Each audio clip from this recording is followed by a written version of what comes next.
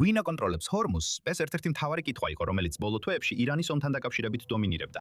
პრეზიდენტმა დონალდ ტრამპმა მოკლედ წამოაყენა წინადადება. ჰორმუზის სრუტეში გამავალი ტვირთისთვის 20%-იანი დაცვის გადასახადი დაწესებულიყო, თუმცა მალევე შეცვალა გადაწყვეტილება.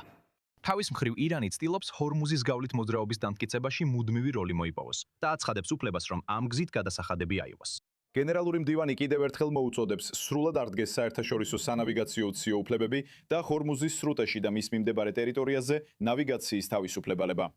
სანავიგაციო უფლებებისა და თავისუფლებების განხორციელება ყველა მხარემ უნდა პატივისცეს საერთაშორისო სამართლის შესაბამისად.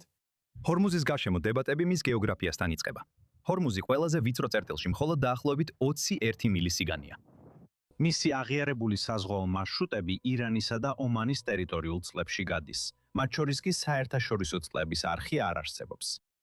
თუმცა, რადგან სრუტე ორ დიდ წყლის აუზს აერთებს, ჰორმუზზე გამავალი გემები საერთაშორისო საზღვაო სამართლის მიხედვით დაცულ უფლებას ფლობენ, რომელსაც ტრანზიტული გავლა ეწოდება. ირანსა და ომანს შეუძლიათ თავიანთ წყლებში ნავიგაციისა და უსაფრთხოების რეგულირება, მაგრამ მათ არ აქვთ უფლება შეაჩერონ გავლა ან დისკრიმინაცია მოახდინონ სხვადასხვა ქვეყნის გემებს შორის. გენერალური მდივნის პოზიცია უცვლელია. ჩვენ გვჯერა, რომ ჰორმუზის სრუტეში გემების თავისუფალი გადაადგილება უნდა იყოს უზრუნველყოფილი. ჩვენ ვეწინააღმდეგებით გემების გადაადგილების თავისუფლების შეზღუდვის ნებისმიერ მცდელობას. და თქვენ ნახავდით, რომ საერთაშორისო საზღვაო ორგანიზაციამაც გააკეთა განცხადება ნებისმიერი მხარის მიერ გადასახადების დაწესების წინააღმდეგ. ამავე კანონების მიხედვით ქვეყნებს ასევე არ შეუძლიათ გემისთვის მხოლოდ გადაკვეთისთვის გადასახადის დაკისრება. საერთაშორისო სამართალი გემისთვის გაწეულ კონკრეტულ მომსახურებაზე გადასახადის დაწესებას უშვებს კონკრეტული სერვისებისთვის, როგორიცაა პორტების ან ბუქსირის გამოყენება, მაგრამ არა სავალდებულო შესვლის საფასური. თეირანი ამტკიცებს, რომ ის უზრუნველყოფს უსაფრთხოებას და არეგულირებს მოძრაობას. მაგრამ ირანი ასევე ემუქრება და თავს ესმის გემებს, რომლებიც მისთვის სასურველ მარშრუტს არ მიხვებიან. მან განაცხადა, რომ მეგობრულ ქვეყნებს შეეძლებათ მიიღონ ცდომა, ხოლო ირანის მტრებთან დაკავშირებული ხომალდები შეზღუდვებს შეხვდებიან. ეს ნეიტრალური მოძრაობის მართვა არ არის. ირანი ასევე ცდილობს ეს სისტემა სრუტის ომანურ მხარესაც დააწესოს, სადაც ხომალდებს შეიძლება თეირანისგან მომსახურება საერთოდ არ დასჭირდეთ. მალაკის სრუტე აჩვენებს, როგორ შეუძლიათ სანაპირო ქვეყნებს მართონ მნიშვნელოვანი საზღვაო გზა ისე, რომ ის პოლიტიკურ ბერკეტად არ გადააქციონ. მალაკის სრუტე ასევე მთლიანად ტერიტორიულ წყლებში გადის. ინდონეზია, მალაიზია და სინგაპური ერთად არიან პასუხისმგებელი მსოფლიოს ერთ-ერთ ყველაზე დატვირთულ საზღვაო მარშრუტზე. ისინი მას ერთობლივი მექანიზმით მართავენ და არ აძლევენ რომელიმე ქვეყანას ექსკლუზიური კონტროლის უფლებას. სანაპირო სახელმწიფოები თანამშრომლობენ საზღვაო გადამზიდავ ქვეყნებთან და საზღვაო ინდუსტრიასთან ნავიგაციის საშუალებებზე, უსაფრთხოებასა და გარემოს დაცვაზე. სხვა მთავრობებს შეუძლიათ ფულით ან აღჭურვილობით მხარბილობით მხარი დაუჭირონ ამ პროექტებს, მაგრამ ყველაზე მნიშვნელოვანია ის, რომ ეს წვლილი ნებაყოფლობითია. ირანი, როგორც ჩანს, ამ მოდელის განსხვავებულ ვერსიას ამჯობინებს. ის საერთაშორისო აღიარებასა და ფულს ითხოვს ჰორმუზის მართვისთვის, მაგრამ ასევე სურს კონდეს ძალა, რომ ხელი შეუწყოს მეგობრულ გემებს და ზეწოლა მოახდინოს მტრულ ქვეყნებზე. ეს თეირანს მისცემდა საერთაშორისო შეთანხმების სარგებელს, მაგრამ არა იმ საერთო კონტროლსა და თანაბარ წვდომას, რაც მალაკას სისტემას ამუშავებს. თურქეთის სრუტე კიდევ ერთ გზას აჩვენებს, თუ როგორ შეიძლება სანაპირო სახელმწიფომ მიიღოს განსაკუთრებული უფლებამოსილება. თურქეთი მართავს ბოსფორისა და დარდანელის სრუტეებს 1936 წლის მონტრეს კონვენციის მიხედვით. შეთანხმება კომერციულ გემებს საშუალებას აძლევს გაიარონ სრუტე, ხოლო თურქეთს აძლევს უფლებამოსილებას სამხედრო გემებზე. ის ასევე საშუალებას აძლევს დააწესოს საფასურები კონკრეტული მომსახურებისთვის. მაგრამ თურქეთის უფლებამოსილება დამყარებულია საერთაშორისო ხელშეკრულებით. კონვენცია განსაზღვრავს გადასახადებს, საომარი დროის წესებს და თურქეთის კონტროლის საზღვრებს. შესაძლოა ირანი ახლა ცდილობს სამხედრო ზეწოლით ჰორმუზის სრუტეზე ანალოგიურად ხელსაყრელი შეთანხმების მიღწევას. ესეთი შეთანხმება თეირანს მისცემდა აღიარებულ როლს მოძრაობის მართვასა და გარკვეული გადასახადების ამოღებაში. მაგრამ მონტრეს კონვენციისგან განსხვავებით, ეს შეთანხმება მოლაპარაკების გზით მიღწეული იქნებოდა დამატებითი არეულობის საფრთხის ქვეშ. ირანი ზეწოლას გამოიყენებდა ისეთი პირობების მისაღებად, რომლებიც გააძლიერებდა მის კონტროლს სრუტეზე და მის პოლიტიკურ ინტერესებს დააკმაყოფილებდა. და ჩვენ ძალიან გვინდა დიდი ინვესტიცია განვახორციელოთ შეერთებულ შტატებში, იმის ნაცვლად რომ საფასური დავაკისროთ. და ეს მომწონს სინამდვილეში, რადგან არ ვფიქრობ, რომ ვინმეს უნდა შეეძლოს სრუტეზე ან სხვა სრუტეებზე გადასახადის დაწესება მსოფლიოს სხვა რეგიონებთან მიმართებაში. არ ვფიქრობ, რომ ვინმეს მართლა უნდა ეკავოს ესეთი პოზიცია. გიბრალტარის სრუტე უფრო გავრცელებულ წესს ემორჩილება. მისი წყლები მის სანაპიროებთან მდებარე სახელმწიფოების სუვერენიტეტის ქვეშაა. თუმცა კომერციულ გემებს მაინც აქვს ტრანზიტის უფლება ატლანტიკისა და ხმელთაშუა ზღვის შორის. ამ გემებს შეუძლიათ გადაიხადონ მაშინ, როცა ისინი შედიან პორტში ან ითხოვენ მომსახურებას, მაგრამ არა მხოლოდ გადაკვეთისთვის. ადამიანის მიერ შექმნილი არხები, როგორიცაა სუეცი და პანამა, განსხვავებულია.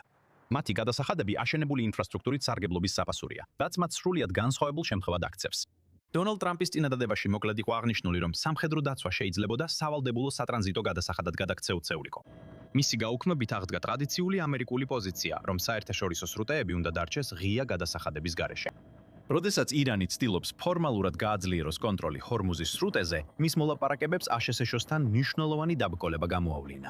შეთანხმების მიღწევა ქაღალდზე შეიძლება უფრო მარტივი აღმოჩნდეს, ვიდრე მისი განხორციელება, განსაკუთრებით მაშინ, როცა ირანის თავდასხმები გემებზე გრძელდება. და გაფრთხილება ამაღამ ის არის, რომ სოფლიოს შეიძლება მხოლოდ რამდენიმე კვირა ჰქონდეს და არა თვეები, რათა სრულად გაიხსნას ჰორმუზის სრუტე, ან წინააღმდეგ შემთხვევაში გლობალური ეკონომიკის ახალი კრიზისი დადგება. საერთაშორისო ენერგეტიკული სააგენტოს ხელმძღვანელი ამბობს, რომ ეს შეფერხება უკვე ზემოქმედებს ნავთობის, ბუნებრივი აირის, სასუფისა და სხვა აუცილებელი ტვირთების გადაზიდვებზე. უფრო მდიდარმა ეკონომიკებმა შეიძლება შეძლონ ამ ზეწოლის გარკვეული დროით გაცლება, მაგრამ აზიის ქვეყნებმა, როგორიცაა ინდოეთი, პაკისტანი და ბანგლადეში, შესაძლოა ვერ შეძლონ. საკითხის გასარჩევად ჩვენთან ერთად ახლა ჯინა კოენი, ბუნებრივი აირის ექსპერტი, რომელიც აღმოსავლეთ ხმელთაშუა ზღვის რეგიონზეა ფოკუსირებული. ჯინა, დიდი მადლობა, რომ შემოგვიერთდით IOC4 News English-ის ეთერში ამ საღამოს. ალგვაქსოს გაფრთხილება IAEA-სგან, ან IEA-სგან, ბოდიში. ისინი ამბობენ, რომ სოფლიოს აქვს კვირები და არა თვეები, რათა სრულად გაიხსნას ჰორმუზის სრუტე. მაგრამ რომელი ქვეყნები შეეჯახებიან ბუნებრივი აირის დეფიციტს პირველ რიგში? სად იგრძნობა ეს რეალურად ყველაზე მეტად? ყველაზე დიდი დეფიციტი ნამდვილად აზიაშია, რადგან აზია იღებს თავის გაზის უმეტესობას დაახლოებით 80%-ს სწორედ ამ სრუტიდან. ევროპა ამ სრუტიდან მხოლოდ დაახლოებით 8%-ს იღებს თავისი გაზის. რაც შეეხება ნავთობსაც, სრუტიდან ნავთობის უმეტესობა ასევე აზიაში მიდის. ეს ძალიან დიდი პრობლემაა. სუეცის ან ჰორმუზის სრუტის აღმოსავლეთით მდებარე ყველა ქვეყანა ბევრად უფრო დიდ პრობლემაშია, ვიდრე ჰორმუზის სრუტის დასავლეთით მდებარე ქვეყნები.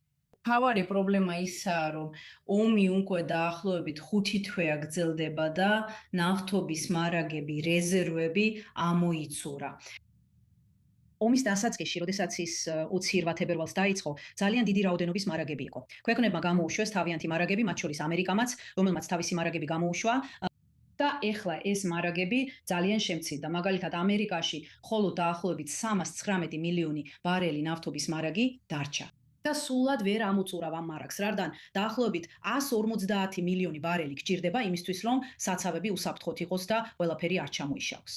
ასე რომ დიახ, საერთაშორისო სააგენტო დიდ გაფრთხილებას იძლევა, რომ ჩვენ ძალიან ახლოს ვართ იმასთან, რომ მარაგები და მიწოდება მხოლოდ რამდენიმე კვირით გვეყოს, სანამ ბევრ ქვეყანას ძალიან ცუდად არ მოუვას. არის რაიმე ალტერნატივა მასში? თქვენც კი ყურადღებას ამახვილებთ აღმოსავლეთ ხმელთაშუაზღვისპირეთზე. შეუძლიათ მათ საერთოდ ჩაანაცვლონ სპარსეთის ყურის გაზი. თუ მიწოდება მსოფლიოს სხვა ადგილებში უბრალოდ ძალიან შეზღუდულია იმისთვის, რომ ეს სიცარიელე შეავსოს.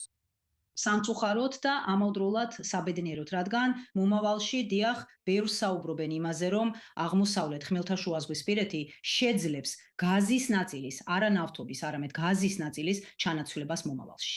მაგრამ იმისთვის, რომ ეს მოხდეს, საჭიროა ახალი მილსადენების აშენება.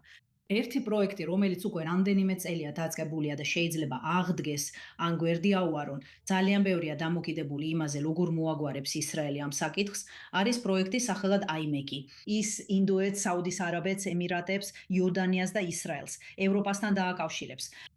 მაგრამ ამისთვის საჭიროა საუდის არაბეთის კეთილი ნება. და თუ ეს წინ არ წავა, მაშინ ეს პროექტი შეიძლება გვერდი აუარონ და უფრო ჩრდილოეთით, სირიისა და თურქეთისკენ წავიდეს და შეიძლება ისრაელი გვერდი აუარონ. ამიტომ ისრაელმა ძალიან ძლიერად უნდა იბრძოლოს და ძალიან აქტიური იყოს, რათა ეს პროექტი განხორციელდეს. კიდევ ერთი საკითხი, რომელიც აღმოსავლეთ ხმელთაშუა ზღვის რეგიონს აქტუალურს ხდის, არის ის, რომ ამ ეტაპზე ისრაელმა თავისი ზედმეტი გაზი მთლიანად ეგვიპტეში გაყიდა. და ეგვიპტე ქვეყანა, სადაც 110 მილიონი ადამიანი ცხოვრობს და რომლის წარმოებაც შემცირდა, მაგრამ გაზის მოხმარება საერთოდ არ შემცირებულა საკუთარი წარმოების შესაბამისად, ისრუტავს მთელ ისრაელის გაზს და მომავალში მთელ კვიპროსის გაზსაც და ეს გაზი ეგვიპტეში რჩება. ასე რომ თუ ისრაელს მცირე პროექტი განეხორციელებინა ზღვაში ოფშორული თხევადი გაზის პროექტი, რომელსაც FNG ეწოდება, მაშინ შეიძლება ეს გაზი ევროპაში ან აზიაში წასულიყო, მაგრამ ჯერ იქ არ ვართ. და ეხლა ამ საკითხებს თავიდან ვაფასებთ. ეხლა ვფიქრობთ, ღირს თუ არა ყველა რესურსის ეგვიპტის ბაზარზე მიმართვა, თუ სჯობს სხვა ტიპის პროექტი განვახორციელოთ, რათა კვლავ უფრო მნიშვნელოვანი გავხდეთ. ძალიან მკაცრი გაფრთხილებაა და საინტერესოა როგორ ერთვება ისრაელი ამ მომავალში. ჯინა კოენი, დიდი მადლობა რომ იტავით ჩვენთან i24 News English-ზე. მადლობა მოწვევისთვის.